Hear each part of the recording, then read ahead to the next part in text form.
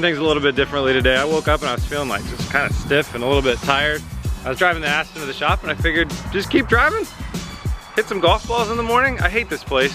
They're pretty rude normally, but we'll see how it goes. Have a beer, hit some golf balls, and then we'll get to the shop.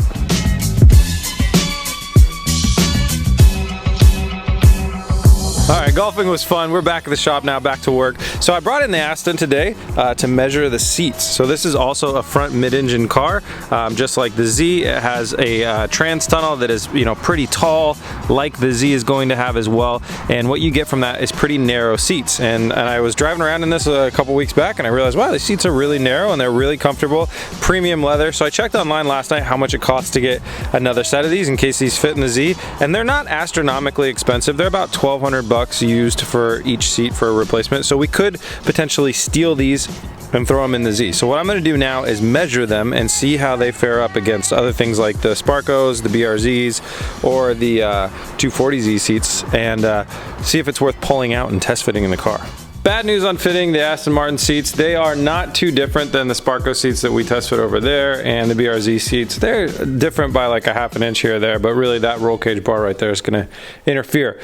The Corvette C5 seats look like they would fit very nicely, so that's one option that we have. But a better option than that is probably the stock 240Z seats. They were in pretty good condition. So I'm going to go ahead and grab one and we'll test fit it in here.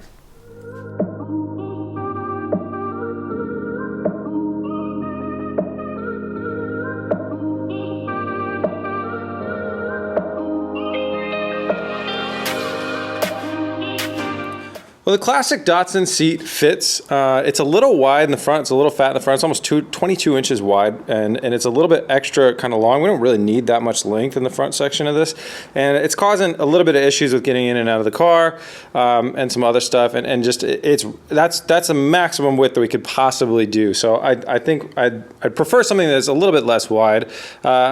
I think it's also going to clash a little bit with the dashboard with that kind of like ruched leather look with the dashboard. It's going to be a little bit strange. So I'm not a huge fan of these, but sizing wise, it's giving us good information. It seems like anything that's kind of somewhat narrow in the midsection or the lower section and then narrows up to the top, again, like the Corvette seats do too, we'll get around that roll cage bar. So that's good to know. Now, the next thing that I'm going to do will be a kind of fun exercise at the very least is Kirky, a brand, makes a lot of different aluminum racing seats, and what I'm thinking about doing is basically sketching one of their seat patterns out onto this cardboard. I'm going to lay the cardboard out and I'm going to sketch the seat out, and I'm basically going to try and make a fake seat out of cardboard following kind of their design pattern, and then we'll test fit that cardboard seat in the car, which will hopefully let me know if I want to order that seat or not.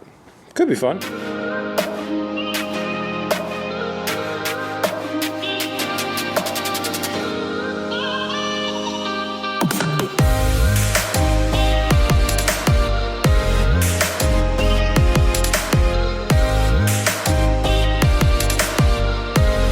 This is a pretty crude imitation of a Kirky low back vintage seat, but it is a very, very simple seat. It's just two sides and a back and a seat, but the bottom seat does curve up actually to have more of a bucket effect. But the measurements are correct, relative back height and width, and because I really wanted to measure my hip width, so I set this one to a 17. You can order the seats in a bunch of different sizes. I could definitely fit a 16, so now we know that. So that's I'm already learning some stuff. But the next step is to pull the 240 seat out of there, place our cardboard seat in, and play around with some placement.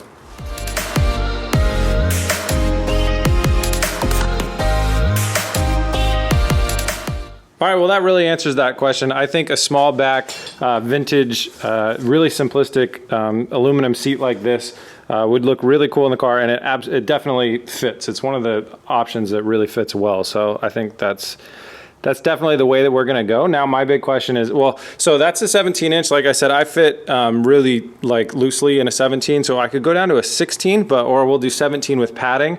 That gives us room to, you know, run wires or seat belts. I haven't really thought about seat belts, but the big thing I'm thinking about right now is, I mean, you guys saw me just cut this thing out of cardboard and build a template in just a couple minutes, and I wasn't even really trying. If you wanted to build a legitimate template to cut this out of aluminum and bend it and roll it and make it ourselves, it probably wouldn't take that long. So I don't know if I should build them or buy them. We are on a serious time crunch, so sometimes, you know, you lean towards buying. Also, the Kirky seats have a pretty nice looking cover to them, which would add some padding. But these, if we did the raw metal, we could do a lot of dimple dyes and you know, other stuff that would make it look pretty cool. I think it would look really cool. So I wanted the interior of this car to be a little bit more kind of rat roddy, a little bit more hot rod, you know, themed.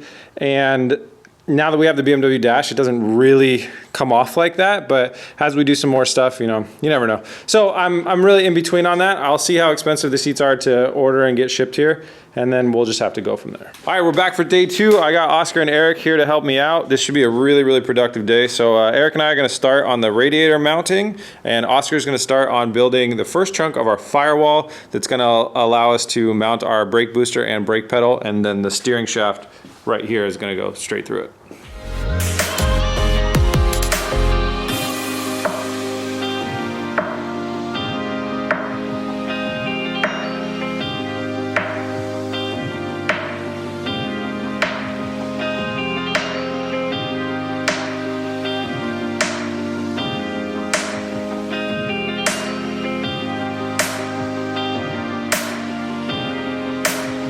Well, Eric and I ran into an unforeseen roadblock on this thing. So on our carriage for the radiator, it has a front section for the AC condenser, and we just didn't want that. So I went to cut it off, and it left a lot of really ugly looking marks.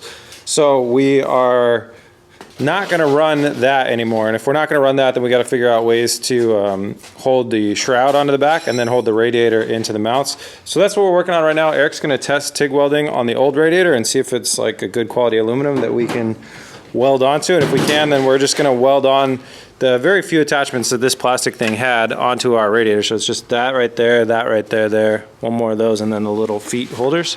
And then we're good to go. Progress update on what Oscar's doing.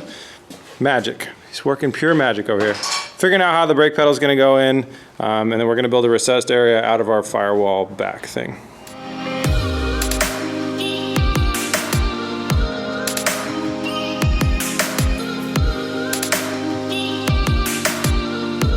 All right, the radiator passed the test, passed the welding test. It's definitely good enough quality aluminum to weld onto. So next, Eric and I are going to build all the little pieces, little tabs and connectors and stuff that this used to have. We're going to build those all out of aluminum so Eric can weld them onto the radiator. The new radiator, I didn't show you guys. Got a new shroud, got a new radiator. New used radiator. It's good.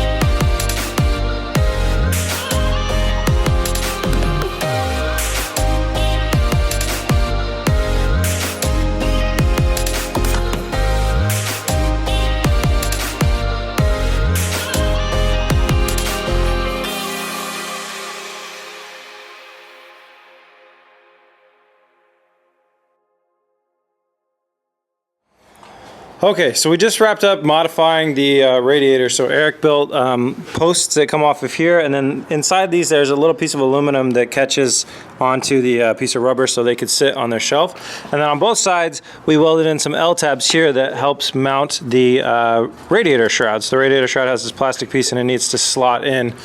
You can see this one over here as well. So we're just doing it all with aluminum rather than having the plastic thing on the front side. We're still going to run the piece on the top because it catches onto the shroud on the top, as well as gives us our spot to hold the top down. But all the bottom, that's just held up by pure aluminum. And then coming over here, Oscar's done great work of building our first firewall piece. You can see that the brake booster is going through there, and then right there is where the steering column goes through. Next thing, we got to figure out how we're going to run the wiring loom through, if we're going to run it up top or down low, and cut a hole out of this thing to do that. But we're getting very close to being able to place that in the car, and we'll have our first piece of firewall.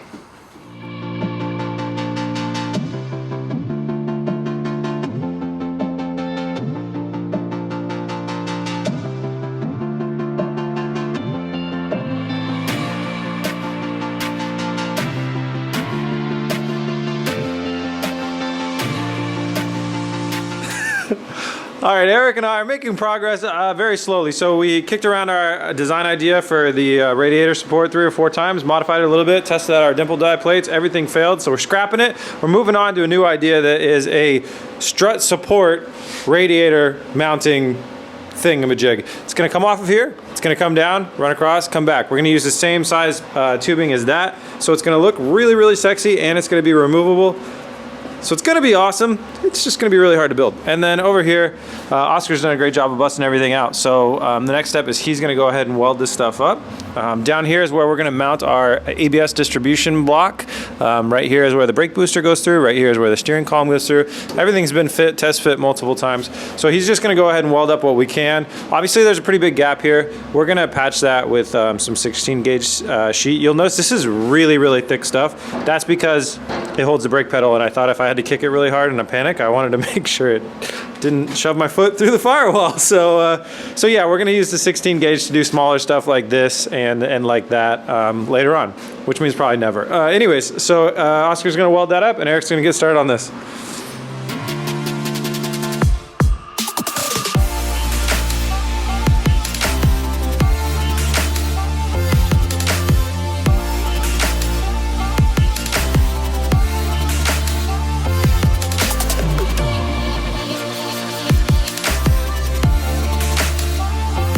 Okay, so Oscar's smoking us here on progress. He's got this whole thing welded in, and it's looking great. We got the brake booster just temp mounted. And then this is the ABS distribution block. So we're gonna have 4 brake lines that go, you know, like one of these will be, they're labeled right here. One's like, you know, rear right, rear left, whatever, not in that order. Anyways, there's one. Hi, Cooper. What's up, buddy? So anyways, all the brake lines come out of this, and the brake lines also come into this. Yo, where do the brake lines come into this? Oh, right here. Brake lines come into this right here from here. So anyways, that needs to be mounted. We're gonna mount that like this. And that's why Oscar's drilled out a hole right there. He's gonna drill out 2 more holes, and then we're gonna go ahead and mount it and find a way to rip this sucker out of there.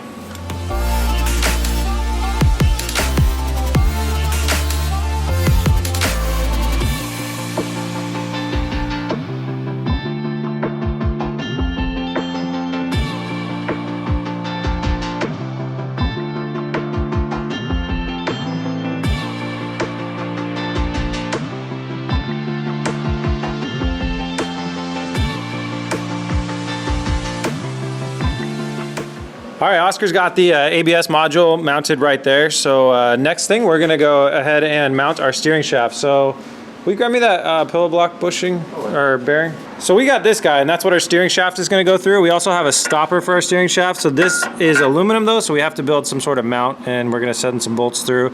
So this will mount into here, hold our steering shaft in the right spot as it goes through the car. And then I drilled a hole, and we have a set screw going through this piece right here, so it's detachable.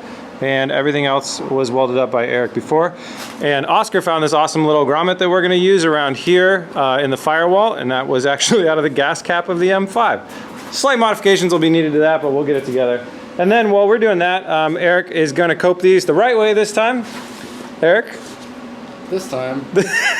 Yeah, we're just giving him shit. Anyways, so Eric's gonna cope these around here, and you can start to see how that's gonna look. It's gonna look like an aerial Nomad, I'm pretty sure, in the front once we have the hood off, but it's gonna look awesome.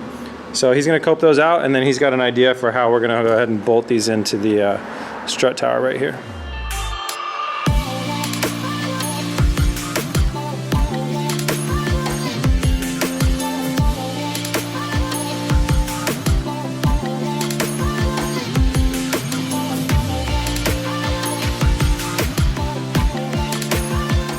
Eric's got the strut support radiator mount bar bent and coped. Looks great. So he's working on some of our brackets that we're gonna weld to this thing that bolt in to the strut tower.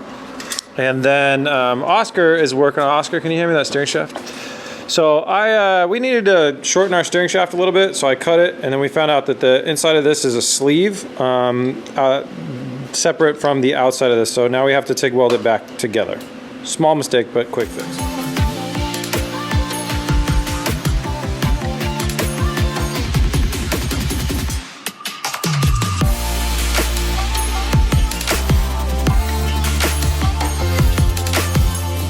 All right, so Oscar and I were working on mounting the pillow block bearing, and it's gonna go right here. We figured out our mounting point, but we spent a lot of time. We had to shorten, the whole thing fell apart, but don't worry about that.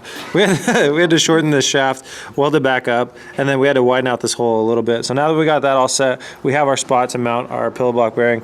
We're gonna get that done tomorrow. And then Eric got this tacked up with the brackets involved. So it starts looking like this, and then when Eric's done, it looks more like that, which is really cool. And a far back view, it's gonna look very, very cool. So that's the progress that we got done today. We're ending in kind of an almost finished spot on a lot of stuff, but that's just how it is. Sometimes we don't want to burn ourselves out and work till midnight tonight for no reason, because we'll be back tomorrow. But before we leave, Ridge sent us over some really cool stuff. So you can see they hooked us up with pretty much everything in their product line. We got their cell phone case, their wallets, and their knives. They were kind enough to just ship these over for us to have. So since Oscar and Eric put in such a hard day's work, I'm giving most of this stuff. I'm gonna take these cell phone cases for me and Chelsea, and then we're gonna give these 2 knives to Eric and Oscar to fight to the death over the wallets. Just kidding, Ridge probably wouldn't appreciate that. But anyways, huge thanks to Rich for sending these out. That was very kind of them and very, very cool. So yeah, these are gonna go to Oscar and Eric for their hard work today. And thanks to Ridge again. So we'll put a link in the description if you guys want to get hooked up with any of that. This is a pretty awesome carbon fiber wallet. I think you get carbon fiber car enthusiasts might like that. It's lighter weight, but this one's also titanium. Eric, what's lighter, carbon fiber or titanium? Carbon fiber. Probably carbon fiber. Yeah. But titanium is badass too.